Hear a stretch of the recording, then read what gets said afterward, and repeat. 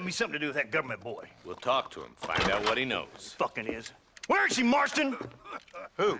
Who? My daughter, you fucking scum. Where's Bonnie?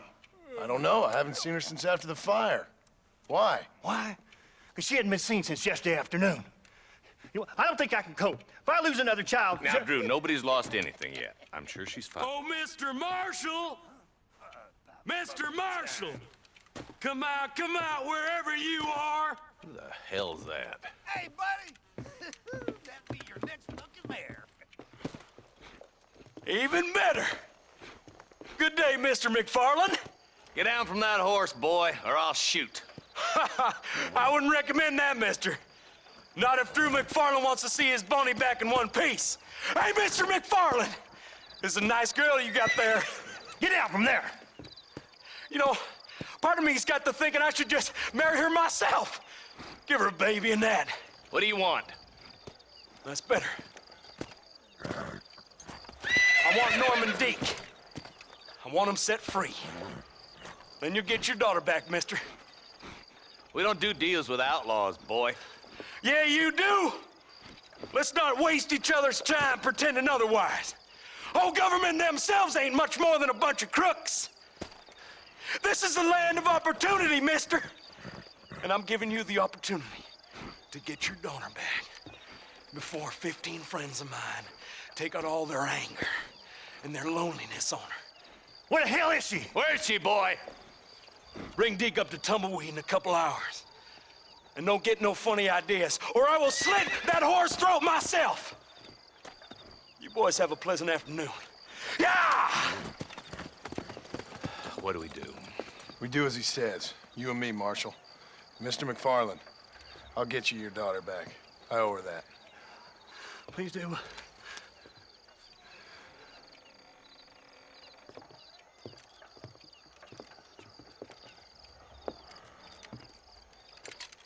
I'll teach you some respect for the law.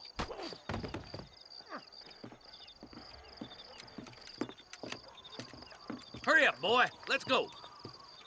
Quick as you can, Deputy. Make sure he's tied on good. Stay with me, Marston.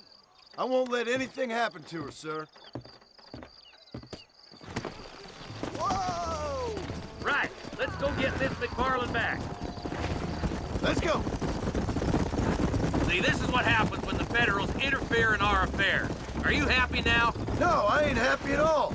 And I already told you, I ain't with the government. Now you say that, John, but the only thing I know for sure is who sent you. They made me come here. They gave me no choice. That's your federal government, Mr. Johnson. They come down here dressed as cocky as the King of Diamonds, talking a lot of flannel about helping us, about spreading peace and civilization to the West, but they brought nothing but trouble and taxes. I agree with you. Wolves in sheep clothing, all of them. Rob you.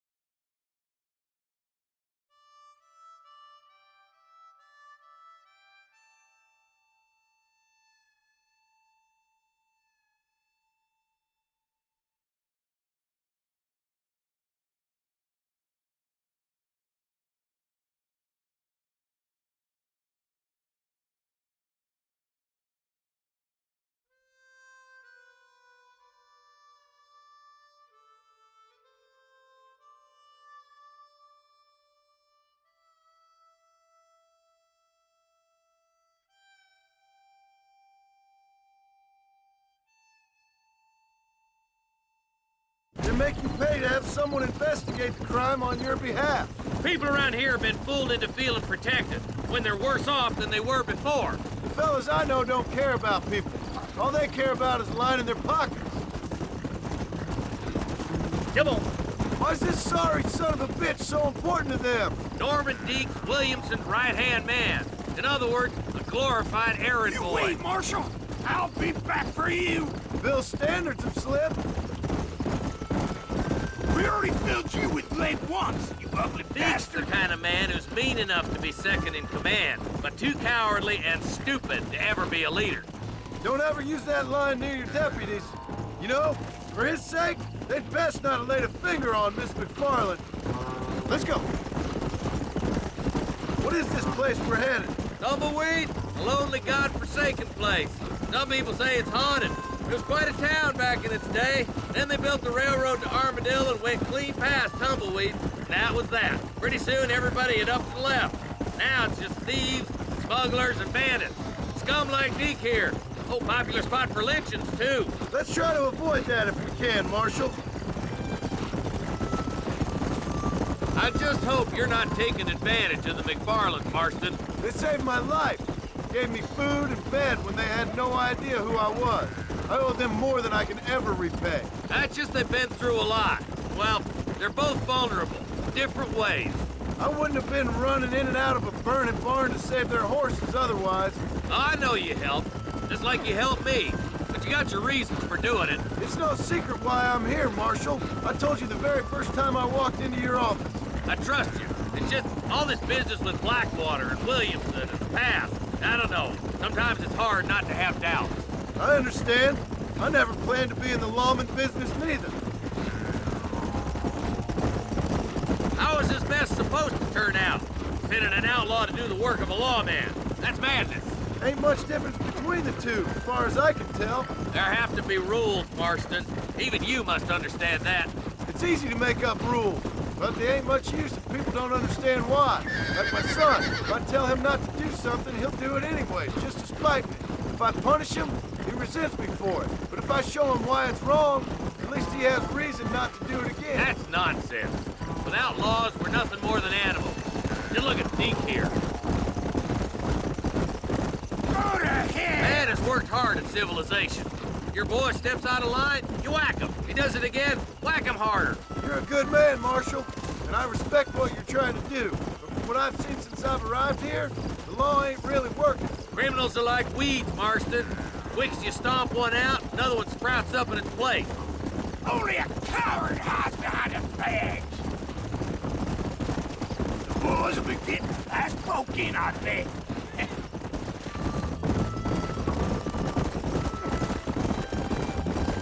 Stop burning so hard, you son of a bitch! Across the bridge. Not far to go now.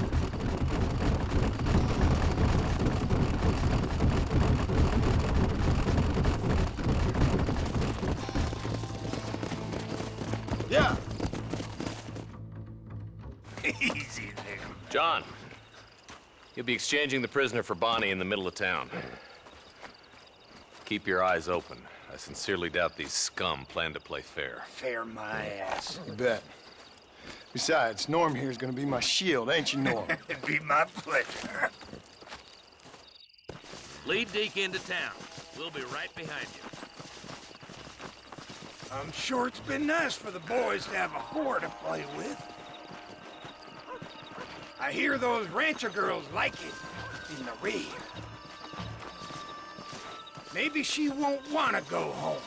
She's been fucked so good. Why don't you save some of that breath for breathing?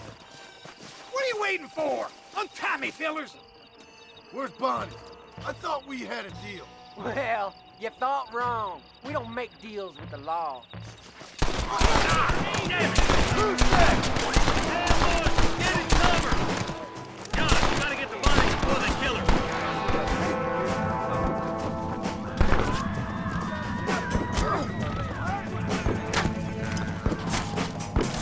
Where is she, you bastards?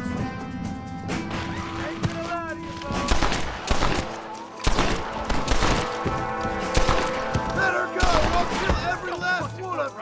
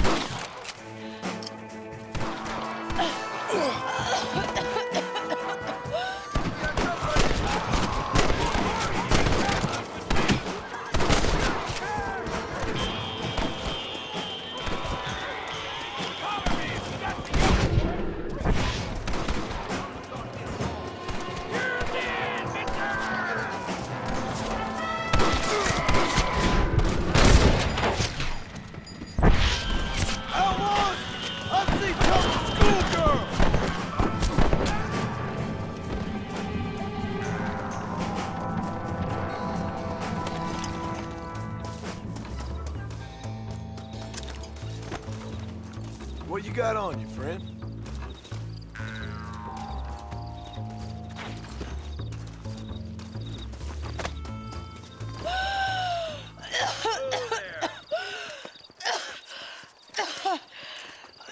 Bonnie, are you okay? I'm fine now, Mr. Marston. Thank you. Thank you. What the hell took you so long, you stupid man? Well, you weren't exactly helping me.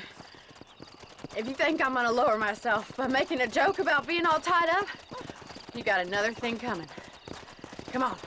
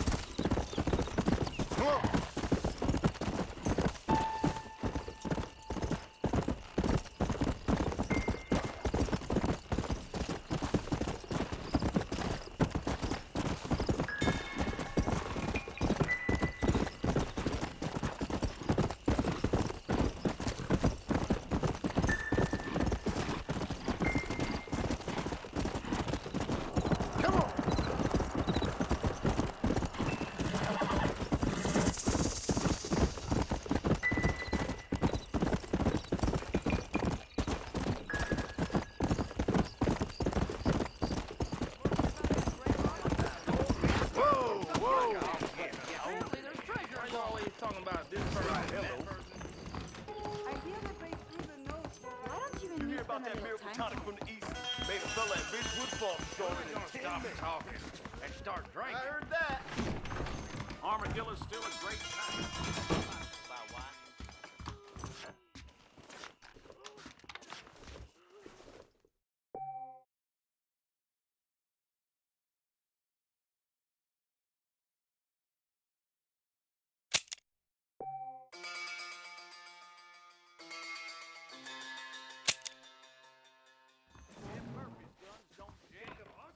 The Marshall page.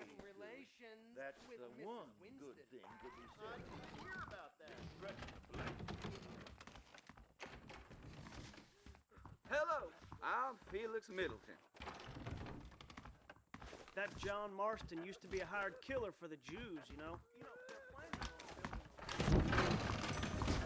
This whole organization.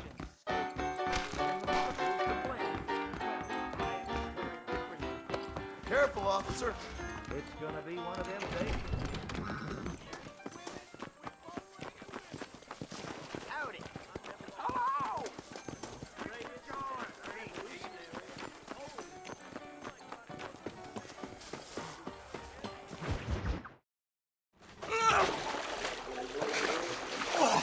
Yes, boyo, you messed up properly this time, didn't you? You little paddy bastard. You thieving McCunt. You got it all wrong, Welsh. All wrong. It was French, I promise. He said he was going to rip you off. Now he's ripping me off. Here, keep on talking there, Irish. In about 15 more seconds, your whole whale's gonna turn black. What's up, boys? Fuck off, boyo. This don't concern you. When a man with a sing-song voice tells me to fuck off, it always concerns me, boyo. Look here, this Paddy bastard stole our gun, tried to steal our horses. Law's clear on the matter. I never stole nothing, sir. Never did, not in all my life. That French cunt is playing with the Welshman's tiny and ineffective mind. Hush your mouth. Anyway, you all got horses now. No one needs to die. Leave him be. Who do you think you are, boyo? The bloody cavalry? Your voice is really starting to get on my nerves, boyo. And you're getting on my nerves. Yeah. You smelt out the wrong hell's butt, mister. Face'll look like dog meat when I'm... Don't worry, old pal. Hell's better than Wales. Mr. Nigel West Dickens said you'd help me locate a machine gun. And since I just saved your life... I can't thank you enough for taking care of those two degenerates. Untrustworthy, poor in personal hygiene, lacking in the finer qualities of a gentleman. What about the gun? It'd be my pleasure. She's magnificent, government issue. It'll be a bit of a ride, but we'll get there soon enough. Follow me, fella.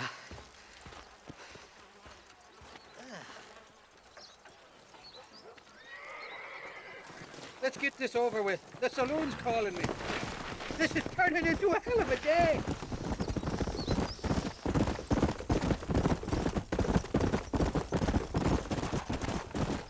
What's your name, friend? John. John Marston. Stroke of luck you came along, fella. I thought I'd drunk me last breakfast there for a second. Who were those fine specimens of humanity? They was me only friends in the world. And boy, am I glad to see them bastards dead. We all met on the boat over a few years back, we did. Thick as thieves ever since, and that right there was the problem. Is it normal for friends in Europe to drown each other? Never trust a Welshman, me pa always told me. And he got his throat slit, so he should know. The kind of fellas who will steal an acorn from a blind sow and then kick her for squealing. And as for that French bastard... He didn't sound very French. Not for now.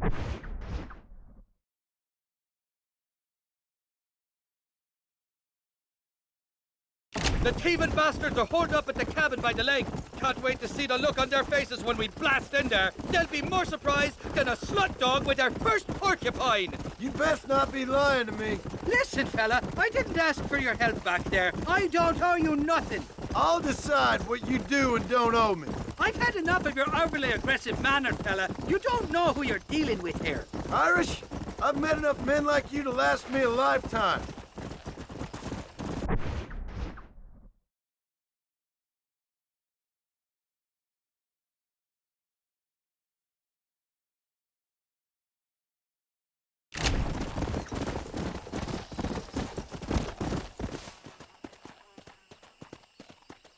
You can make quick work of those fellas if they give you trouble. The gun's stored just inside that shack. What about you helping me out? I'll cover you from the ridge. I'm better from long range. It'll be a piece of cake, fella. Trust me.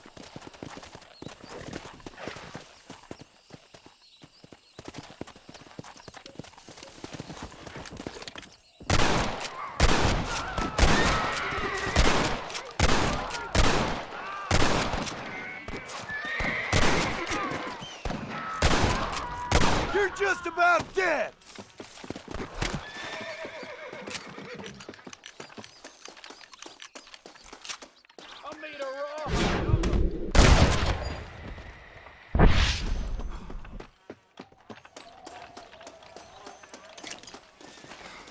All right, let's see.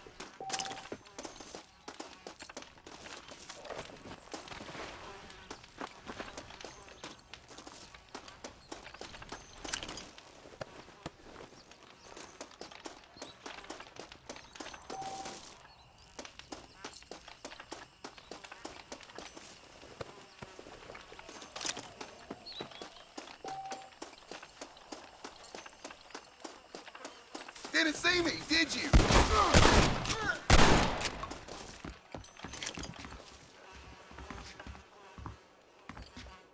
It's not here.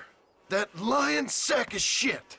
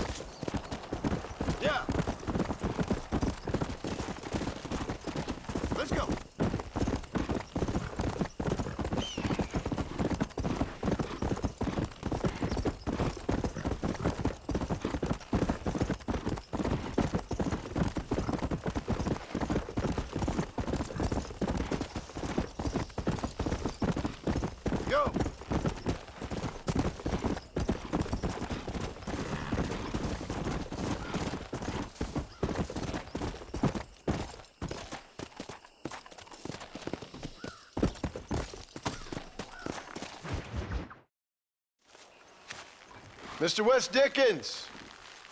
Ah, Mr. Marston. How wonderful to see you, sir. How wonderful. Are we ready then? Yes, sir. Nearly, sir. Very nearly, sir. I just need some cash to get some extra hardware fitted to my old Trojan horse here. You what? Never mind, sir. I can only presume that you have not enjoyed the benefits of a classical education, so I will not take umbrage if some of my allusions sail over your head, sir. I won't pretend to understand you, but I will endeavor to make you understand me. Either we do this right now, or I put a bullet in you and get on with my day.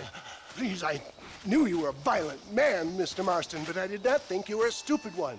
We need money to outfit my carriage, to turn a simple tradesman's vehicle into something more subterfuge. And I'm about to tell you how we are going to gain said cash. Now, I know that you ride very well. So come, sir, to Rathskeller Fork. Let's go, my dear boy. I'll show you the way.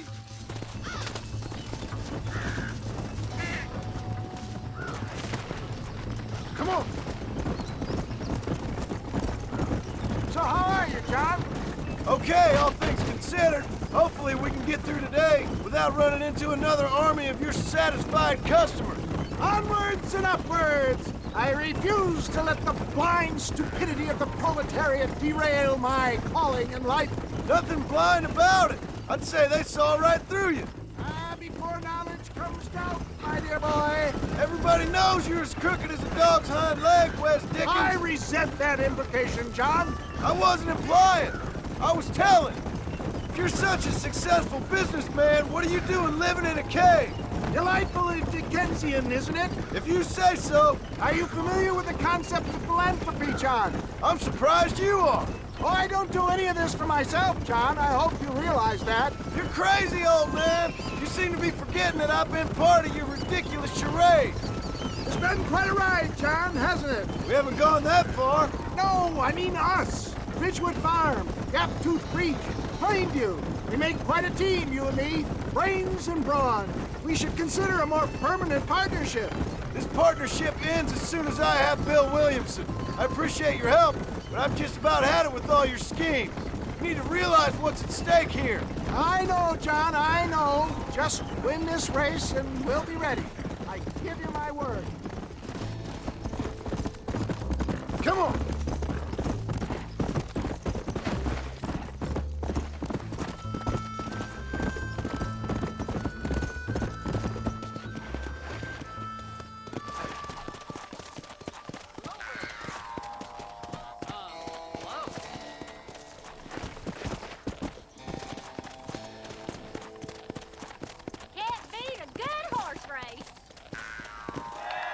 Gentlemen, this will be a fair race. No shooting, stabbing, cliff pushing, rock throwing, cactus grinding, neck lassoing, setting fires, or other acts that causes a rider to unfairly lose his way, or bleed heavily, or black out. Get yourselves ready. Set. Go! Come on. Out of my way.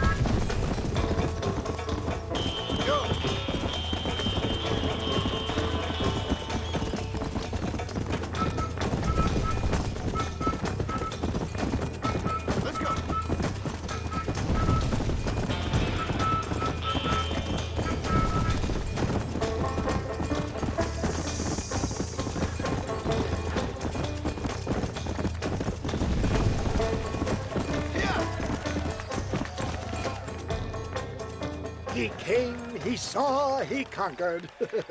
What a fantastic spectacle, John. Let's take a moment to bask in the glory of our victory. Have we got enough money now? All right. Yes, once Seth and Irish have furnished their side of the bargain, I think we should be ready. Quite a team we've assembled, don't you think? A bunco, a grave robber, and a drunk. How could things possibly go wrong?